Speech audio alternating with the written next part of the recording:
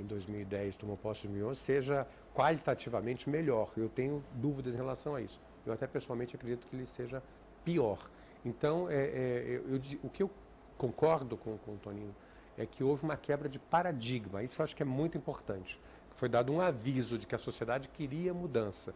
E esse aspecto psicológico, eu diria, eu colocaria dessa forma, ele inclusive afetou o próprio Supremo. Tanto é que o Supremo, em 2010, estava praticamente empatado, vamos dizer assim, em 2010, e em 2011, do final de 2011 para 2012, a gente já sentiu essa mudança psicológica dentro do próprio Supremo. Ou seja, se havia um certo ar de desprezo, de descaso pela lei de ficha limpa em 2010, dos próprios ministros do Supremo, em 2011 e 2012 eles já se portaram de uma outra forma. Então, esse aspecto psicológico eu acho que é muito importante. Aqui no Distrito Federal, a gente sentiu esse aspecto psicológico também na questão do 14º e 15º salário, que a maioria dos deputados estava dizendo, sim, eu recebo e tal, qual o problema? Né? E aí, procurados pela imprensa, então a imprensa está também contribuindo, mais do que a sociedade, né, para que esse aspecto psicológico ele realmente seja consolidado. Porque senão ela pode ser mais uma lei que não pegou. Que não pegou. Nós vamos fazer um intervalo, voltamos daqui a pouco com 3-1, discutindo a aplicação da lei da ficha limpa, a sua relação com eleitor e outras coisas mais. Até já. Estamos de volta com o programa 3-1 e hoje nós discutimos o futuro da política brasileira com a nova lei da ficha limpa. Estão aqui conosco os cientistas políticos, Valdir Pucci, do Centro Universitário do Distrito Federal, Ricardo Caldas, da Universidade de Brasília, e ainda Antônio Augusto Queiroz, do DIAP, o Departamento Intersindical da Assessoria Parlamentar. Recomeçamos o nosso programa com mais algumas questões levantadas pelos eleitores.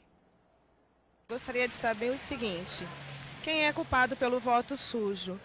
O brasileiro, né, o povo brasileiro, quem vota, ou o partido que os registra? Eu acho que justifica a gente continuar lutando e tirando esses elementos, realmente fazendo uma ficha limpa.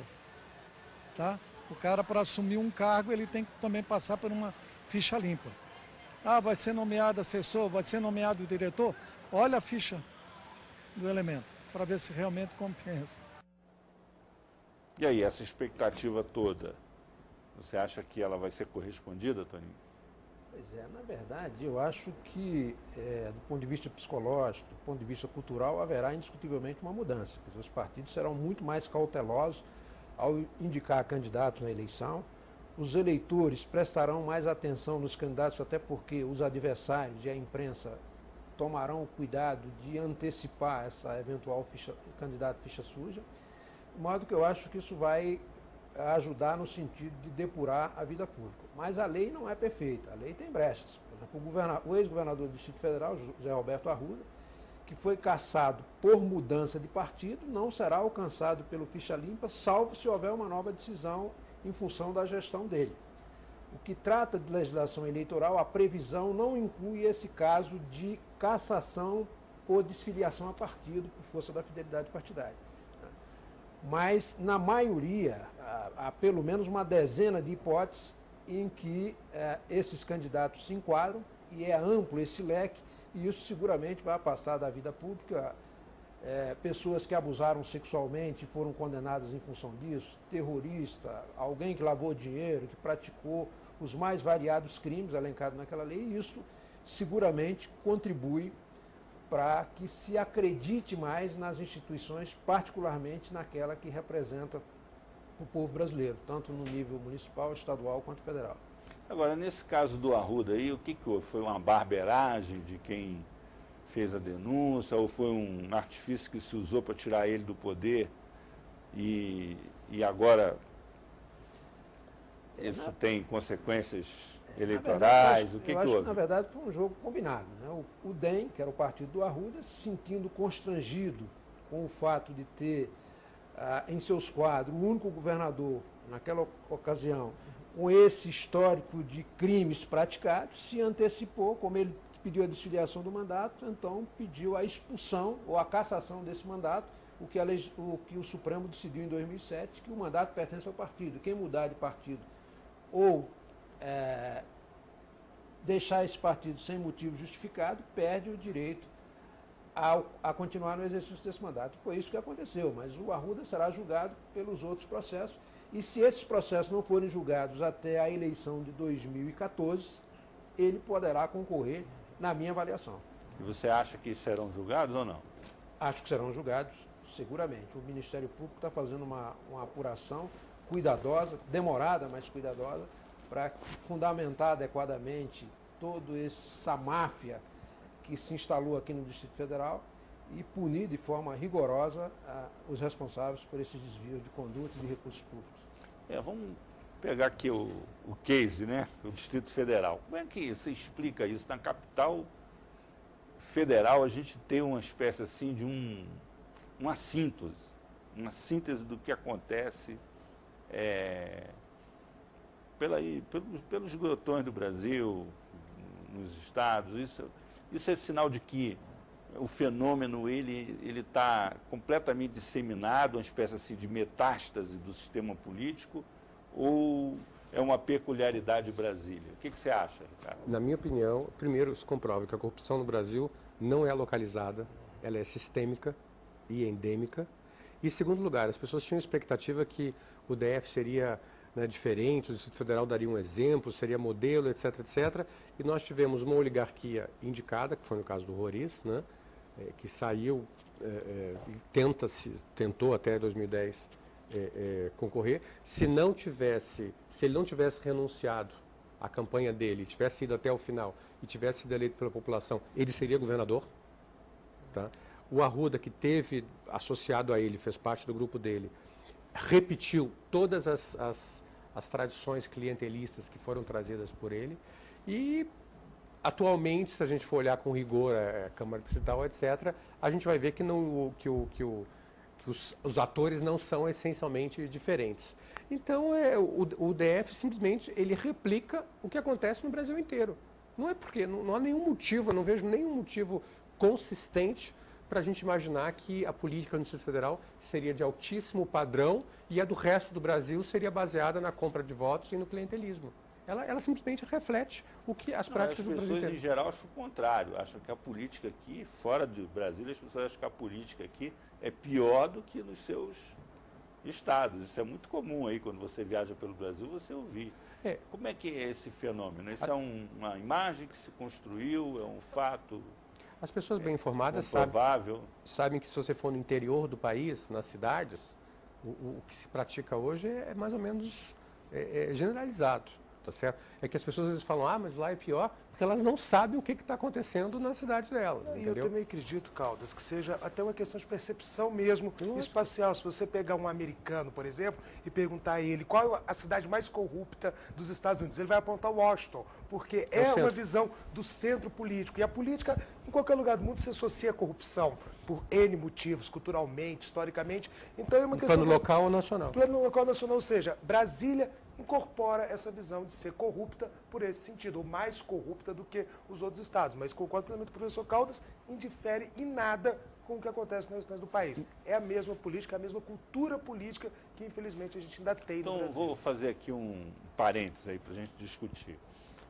O Weber, por exemplo, que vocês são cientistas políticos, vocês conhecem de qual é salteado, ele fazia a distinção entre os políticos em que, em tese, você teria políticos que defendem o bem comum e políticos que veem a política como negócio. Isso seria inerente à lógica da sociedade capitalista. A ordem democrática, em bases capitalistas, teria essa característica. No Brasil, todo mundo defende o bem comum. Você não tem ninguém que vê a política como negócio, quer dizer, que se assume, né, vendo a política ou fazendo negócio na política. Todo mundo é a favor do bem comum e tira proveito, né? Uma boa parte tira proveito do bem comum. Como se poderia superar essa coisa de maneira que cada um assumisse a sua verdadeira vocação política e isso fosse também tratado como uma coisa que faz parte do jogo democrático e de uma sociedade capitalista, ou seja, essa relação do público com o privado. Como é que isso poderia ser tratado no Brasil? Bom, o Weber fazia essa divisão, né, clássica, quem vive da política e para a política. Né? Então, no Brasil, eu não tenho dúvida que 90% dos deputados e senadores vivem da política no sentido, não que eles não tenham recursos próprios, né, mas que eles querem extrair o máximo da política. Inclusive, o inicial, o básico, é repor os recursos de campanha. Então, esse é o primeiro mandamento. Se eu gastei 500 mil, 1 milhão, 5 milhões ou 10 milhões na minha campanha, eu quero receber de volta, porque eu não vou ficar com esse prejuízo. Agora, respondendo a sua pergunta, como é que mudaria isso? Eu tenho... Só um parênteses. Isso estava muito associado também à ideia de você ter um corte direita e esquerda na política, né? Mas isso está ultrapassado, quer dizer... Pois é, então isso acabou. Não, isso então, acabou. A esquerda é tão corrupta ou mais que a direita. Eu acho que a pessoa dizer que a corrupção está associada com a direita ou com a esquerda é falta de informação. Agora, o que eu defendo hoje, que eu acho interessante, é um movimento que eu vejo que está crescendo, não sei como é que vocês veem isso, se favoravelmente ou não, é o crescimento do voto distrital. Que é uma forma de você fortalecer os laços do eleitor com o eleito. Porque aí o nível de cobrança do eleito é maior, porque você tem o seu deputado. Então, vamos dizer, se a gente mora aqui na Asa Norte ou mora na Asa Sul, a gente tem um deputado da Asa Norte. Então, a gente vai acompanhar não os 24, mas acompanha um. E se ele fez uma coisa errada, fica mais fácil da gente criticá-lo, etc., e até convocar uma nova eleição. Antes da gente entrar nessa discussão sobre o voto distrital, que a gente não vai ter tempo ainda para isso, eu queria fazer uma pergunta para o Toninho. Toninho, você é o cara que mais conhece o Congresso, os seus atores, porque coordena a pesquisa, já tem não sei quantos anos, sobre os cabeças do Congresso, faz o perfil dos deputados e tal. Se você fosse... fazer essa distinção entre os que vivem da política e os que vivem para a política, como é que isso se modificou ao longo dos anos, pelo menos da Constituinte para cá, na sua opinião? Eu acho que modificou nessa perspectiva para melhor. Para melhor? Para melhor. Quer dizer, hoje o número de parlamentares com origem nos movimentos populares em relação à Constituinte aumentou significativamente, pessoas com raízes, com bases sociais efetivas, né? A quantidade de pessoas que no passado, políticos tradicionais, que viviam exclusivamente da política, que enriqueceram na política, né, diminuiu hoje em relação àquele período, era muito maior, você tinha muito mais coronéis, muito mais pessoas e menos que se enriqueciam da política, entravam na política por interesse econômico. Então eu acho que desse ponto de vista melhorou. O que piorou foi a qualidade dos parlamentares do ponto de vista intelectual, do ponto de vista de formulação de política pública, do ponto de vista do debate. Isso realmente caiu muito o nível do Congresso Nacional. Mas nessa perspectiva, e aí eu digo com segurança absoluta, que eu acompanho isso há muito tempo, houve melhora significativa. Você está falando uma coisa que está completamente na contramão do que é o senso comum, né? Exatamente. Porque as pessoas imaginam Exatamente. o contrário. O Brasil é percebido como um dos países mais corruptos do mundo. A Transparência Internacional faz a pesquisa, né? O levantamento é feito a partir de pesquisa. Você pergunta para a população. Ora, se culturalmente nós desconfiamos excessivamente dos políticos, qual vai ser a resposta natural das pessoas? Mas que o Brasil avançou muito do ponto de vista dos controles, avançou. Hoje, 99,99% das denúncias promovidas pela imprensa são produto de garimpagem de informações em portais oficiais. A imprensa não se dá mais ao trabalho de ir atrás de uma fonte original ou de um trabalho de investigação próprio. Ela vai investigar nas bases de dados do governo que estão disponíveis para qualquer cidadão investigar. Então, houve um aumento significativo da transparência, isso vai aumentar muito mais ainda